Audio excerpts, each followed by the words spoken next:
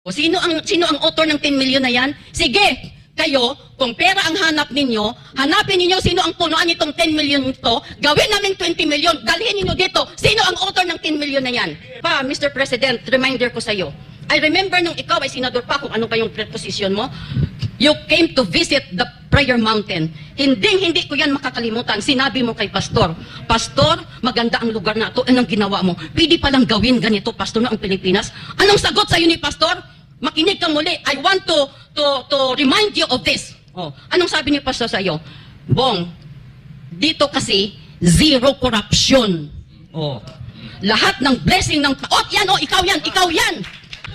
Isang gabi po sa lahat, sa lahat ng mga nakikinig. Bilang isa po sa mga administrators dito sa compound ng Kingdom of Jesus Christ, I would like to add also my observation and my opinion, at i-air out din itong side namin dito sa Kingdom. Kayong mga nasa authority, umikot man kayo sa buong Pilipinas, wala kayong makikitang pinaka-peaceful ng community kundi ang Kingdom of Jesus Christ. Be peaceful kami. Itong compound na to, this is our inheritance na binigay sa amin ng amang makapangyarihan. Inalagaan namin ito. Lahat ng nakikita ninyo dito, bunga ito ng pag-iisip ng isang taong malinis ang puso at kaluluwa. Kasi hindi pwede maganda ang isang taong liko ang utak. Yan ay ang aming mahal na pastor. Itinuro sa amin ang kaayusan, itinuro sa amin ang kalinisan, itinuro sa amin ang kapayapaan, itinuro sa amin ang pag-ibig sa kapwa, lalo na sa inyong mga military men in uniform. Kayo ang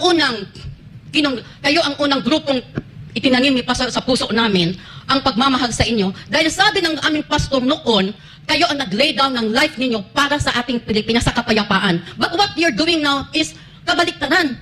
Overnight, gi-change ninyo ang impression namin sa inyo.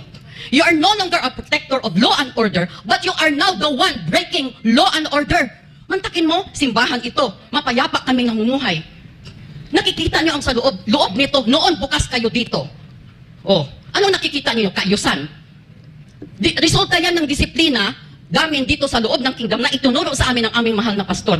Bakit ganito ang resulta? Dahil dito, zero corruption. Wala kaming pansariling mga plano para sa aming mga buhay, kundi para sa lahat sa kaayusan ng aming community. Para naman kami ay makakontribute ng kaayusan sa Pilipinas na itong magulo. Tingnan nyo, sa karsada pa lang ninyo, hindi kayo makaproduce ng 1 kilometrong karsada kung wala kayong milyon. Dito makaproduce kami ng karsadang maayos at komunidad na maayos. Kunti lang ang budget. Oh. Yun lang masasabi ko. Nasaan ang law and order? Nasaan yung sound mind ninyo? Nasaan ang sense of righteous judgment ninyo? Wala. Oh. Mga general kayo, ang babright ninyo. Oh. Bakit hindi kayo nang marunong tumingin ng tama at hindi tama? Oh. At tapos pupunta kayo dito, aakyat kayo sa mga pader at sa kung sa ano-ano pa man namin. Magpapalipad kayo ng mga dorm kung ano-ano pa dyan gagawin ninyo. Bakit hindi nyo ilagay sa ayos ang lahat? Mag-usap tayo! Oh, hindi gano'n na para kayo mga nasa 15th century pa namumuhay. Tingnan nyo yung mga gawa ninyo. Oh. Gawa ba yan ng moderno? Maayos na mga law enforcer? Sige, tanungin ko kayo. Ito coming from my heart. Oh, tingnan ninyo yan. Nasaan ang kaayusan? Nasaan ang law and order? Oh, wala. You are no longer in your sanity. You are beyond. I want ko kung ano naka-influence sa inyo. Kung ano ang utak ng leader ninyo, yan ang resulta ng gawa ninyo. Katulad na ang utak ng aming mahal na pastor at puso ay nasa kaayusan. Tingnan ninyo saan man kayo pumunta. Kaayusan, pagbabago, peace, love. Pero, hindi ninyo ma-appreciate. Kasi nga, meron kayong mga malicious intent. Oh. Pera. Yun ang inyo. Greed of power. Yan ang inyo. Binigyan kayo ng power ng sambayanang Pilipino. Oy, kayong nasa power, lalo na kayo nasa Malacanang BBM, you are the president of the whole Philippines. Yung nag-vote sa inyo at hindi nag-voto sa iyo, president ka ng buong Pilipinas. You should be the unifying factor of the Philippine people. Pero tingnan yung ginagawa mo. Oh, kung may puso ka, alam mong matino ang aming mahal na pastor. Pero tingnan ninyo. Tapos panik kaming buong komunidad dito, idadamay ninyo. Oh, we are living here peacefully. Namumuhay kami ng makatarungan. Hindi kami prostitute, hindi kami bangag. Walang tinuladang shabu dito. Tapos ganyan ang gagawin ninyo. Then you are the most unrighteous authority in the whole Philippines. Oh, kaya naman, sasagot-sagot ka niya, sorry ma'am, sinunod lang namin ang utos sa amin. Bakit? You are no longer in your sound mind? You generals and officers? Tapos kung ano-ano pang ipaparinig niyo dyan sa amin? Pasalamat kayo, binago ng aming mahal na pastor ang puso namin. So ito ang warning namin sa inyo. Do not produce rebels out of us because matino ang utak namin. So, yun lang ang akin. Oh, isa pa, baka nainggit kayo sa na-produce namin. Oh, because you have green-eyed, full of jealousy. Oh, bakit hindi nyo kami gawing pilot project ninyo? Magtanong kayo, Kingdom of Jesus Christ, bakit ganito ang produce ninyo? Bakit ganyan-ganyan? Oh, hindi sana tuturuan namin kayo, dito zero corruption. Ang corrupt dito tinatalsik. Oh, hindi minamahal, tinatalsik kung ayaw niyang magbago. Ganon. Oh, tingnan nyo yan. Oh, kukunti ang budget namin. Pati nyo nakaproduce kami ng ganyan. Hindi ba yun naisip? Thousands kami, labor force parang libre na. Kaya itong lugar na ito, talagang bubuhosan namin ang aming buhay at dugo. Dahil yan ay production ng blood, sweat, and tears namin na hindi ninyo nakikita. Maraming pera ang gobyerno. Bakit hindi kami mag-produce ng ganyan din? Mas maganda pa. Billions, trillions ang pera ninyo. May budget kayo. May human resource kayo. Bakit hindi gawin yung matino upang ang buong Pilipinas maging paradise katulad niyan? Oh, kasi nga inggitiro kayo. Your heart is full of greed and jealousy. Yun. Kaya wala na kayo sa inyong katinuan. I'm sure this is the sentiment of all the kingdom citizens that you have offended. Yes. Tandaan ninyo, ang itinuro sa amin ay mga salita ng Diyos. Pasalamat kayo, binago kami ni Pastor. Kahit ano mangyari, ang turo sa amin, love your enemy. Mahirap yun na law ng Panginoon. Kahit ako nagtanong ako sa Ama. But we have to use our faith. Because we believe, all you, kayong mga walang Diyos sa puso ninyo, pakinggan ninyo ito. Mas masakit ang judgment mula sa langit. The most, yung pinakamasakit na bayad sa kasalanan, yung nakagawa ka ng injustice sa kapwa mo. Yun ang paalala ko sa inyo. Kasi sinabi ng Panginoon, vengeance is mine. Yun ang pinanghahawakan namin. Pero itong sinasabi ko sa inyo, huwag ninyo kaming sagarin. Huwag ninyo kaming sagarin. Matino kaming kausap, matino kaming kingdom citizen, matino kaming Filipino citizen. Oh, kaya huwag kayong ganyan-ganyan na, kala nyo natatakot kami dyan sa mga patrol-patrol ninyo na yan? Kung totoo kayong mga law enforcer, aba dapat ihayakuan kayo. Yun bang proud kayo? O di ba kaya, may mga pangalan? Nahiya nga kayo ipakita ang mukha ninyo. Kasi nga, mula kayo sa kadiliman. Oh, yun ang masasabi ko sa inyo. You are no longer the police enforcer or the law enforcer we used to respect before. Sorry to say that. Because you don't deserve even that uniform. You don't deserve the Philippine flag. You don't deserve the Philippines. O, tingnan niyo, nahiya kayo. Kung di kayo nahiya, magpakita kayo. Ma'am, pinoproteksyonan namin kayo, ganito, ganyan. O, di na, nakatago kayo sa kadiliman. O, kung kayo ay mula sa kaliwanagan, dyan kayo. Ba kayo doon sa malikod doon, magtago-tago doon sa mga kadamuhan. Huwag niyong itago ang mukha ninyo. Kung pogi kayo, ipakita ninyo. Pati maging proud ang Philippine government sa inyo. Ma'am Nining, napakaganda po ng punto mo Teka yan. muna, Okay. hindi pa ako tapos. Sinabi ninyo, at ikaw, Honorable President, batas is batas. Pwes, bigyan ninyo kami ng example paano kayo tumupad sa batas. Ha? Give us a fair treatment and fair trial. O kung ganon, ilan, sige. O, pero gamitin naman ninyo yung inyong utak kasi ang babright ninyo. O, ang gadget ninyo, ang high-tech. Hindi naman kayo mga bobo, kayong mga general. Bakit hindi kayo mag-investigate, ganito, ganyan. O, yun ang sa amin ba? You are sowing fear. Alam ninyo, ubos na ang lahat naming takot at lahat naming ubos na. Isa na ang naiwan sa amin ngayon. Yun ang sinasabing ko, huwag ninyong sagarin kami. Kasi matino kaming kausap. Ilang beses kayong pumasok dito. In-entertain namin kayo bilang mga tao at mga officer na we respect before. I don't know, hindi ko na ma-describe yung feeling ko sa inyo. Kung papasilitain mo lang sa lutong lahat ng mga kingdom citizen, aywan ko lang. Oh. Ako pa lang itong unang nagsalita kasi parang puputok ng dibdib ko ba? Kaya sinasabi ko sa inyo, huwag ninyo kaming sagarin, please. Do not produce rebels out of us. Oh. Matino kami. Mula sa kadiliman, inayos ni Pastor ang aming buhay. Tinuruan kami. Oh. Anong turo niya sa amin noon? Mula sa inyo, maging matino kayo para naman makakontribute tayo sa Pilipinas. Di nakaproduce ako ng mga matitinong tao na katulad ninyo.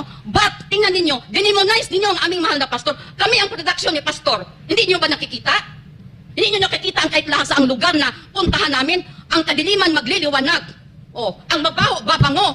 Ang basura, magiging garden. Oh. At ito pa, Mr. President, reminder ko sa iyo. I remember nung ikaw ay senador pa, kung ano ba yung preposition mo, you came to visit the Prayer Mountain. Hindi ko yan makakalimutan. Sinabi mo kay Pastor, Pastor, maganda ang lugar na ito. Anong ginawa mo? Pwede palang gawin ganito, Pastor, ang Pilipinas. Anong sagot sa iyo ni Pastor? Makinig kang muli. I want to remind you of this. Oh, anong sabi ni Pastor sa iyo? Bong, dito kasi, zero corruption. Oh. Lahat ng blessing ng... Oh, yan, oh, ikaw yan. Oh. Di ba?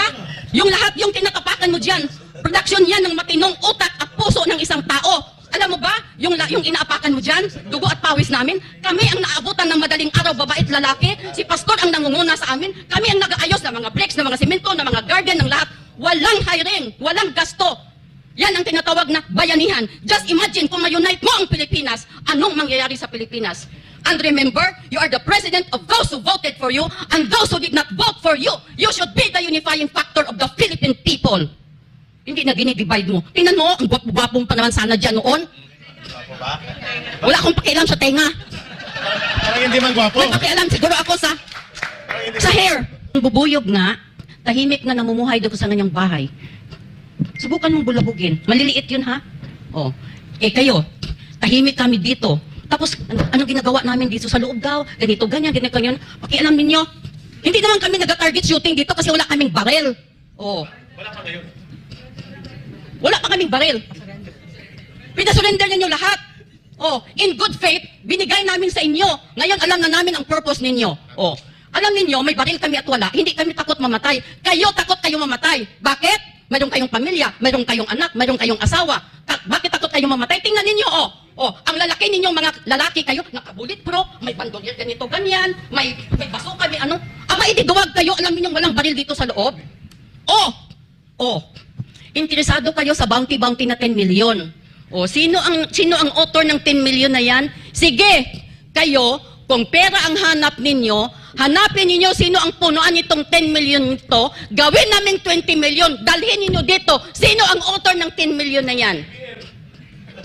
Aday, kung matapang kayo, punta kayo doon. Oh, tingnan mo yung mga utak ninyong mga liko. Kung righteous ang utak ninyo, hindi kayo ganon, mahiya kayo. Wag niyong kaming sagarin, yung sabi ko sa inyo ba, wag niyong kaming sagarin. We will become a trophy for the shame of the PNP to the whole world. Oh, makuha man ninyo kami dito, marami pang darating, sabihin ko sa inyo. Marami pang bungangang masubra pa sa akin. Oo, totoo yan. Dito, mga babae dito matapang. Hindi kami takot mamatay. Kayo takot. Tingnan nyo yan, tatago-tago kayo sa mukha ninyo. Kung matino kayo, hindi kayo ganon. Kung noon, pag may police dyan, mga ano, we are happy. You are secured. Kasi nakikita, in fact, kung matandaan ninyo kayo, mga polis kayo, isa pa akong naghatid ng pagkain dyan sa inyo. Kasi akala ko matino kayo. Naaawa ako, nasa init kayo, nasa ano kayo, kaya nag-order ako nyan doon sa McDo. Ay, ilan kayo? Ay, 11 kami, ma'am. Mga sus. Kung alam ko lang, binuhos ko sa mukha ninyo ang kape. You don't deserve to be respected. Pero lang doon sa mga titino, ha? Alam ko marami pang mga matitino dyan sa inyo na naiwan. Pero kayong matino, kayo ang manindigan. Otherwise, katulad din nila kayo. Ano mangyayari sa Pilipinas kung ganito? Hala, gira ng gira tayo. Tingnan mo yung baha. First time in the history of the Philippines, may bahang ganyan. Oh. Anong ginawa ninyo? Oh. Anong ginawa ninyo? Tingnan nyo yung mga krasada natin. Oh. Pero, yung mga ano ninyo, yung mga declaration ninyo, mapalakpakan din kayo ng kapwa din ninyong korap. Huwag kayong magpolitiko kung ang inyong gagawin ninyong livelihood project ang government. At saka kami ba dito ang akusan ninyo na saan namin kinukuha ang pera, ganito, ganyan, mga ano daw, mga unquestionable, ano. Hoy, kayong taga-Philippine government, tusukan ng Philippine flag ang bahay ninyo, Republic of the Philippines ang may-ari niyan. Oh, from senador to congressman to mayor, up to councilor, corruption is up to the core. Tapos kami dito ang akusahan ninyo, kung makaakusa kayo kay pastor, parang siya na ang pinakamasamang tao sa buong mundo. Oh, may kasabihan tayo, If you want to look clean, stain others. Yan ang ginagawa ninyo kay pastor. Harapin nga ninyo yung mga kaputikan ninyo. We've been with this man for nearly 40 years. Kung masama ang ginagawa niya, ako ang unang maglibilde. Kasama yung mga babae dito. Kung ano-ano yung mga inaakusan ninyo, hindi yan ang akala ninyo, you're not interested with what is righteous or not. You're interested with the money. Kasi ang mukha ninyo, mukhang pera.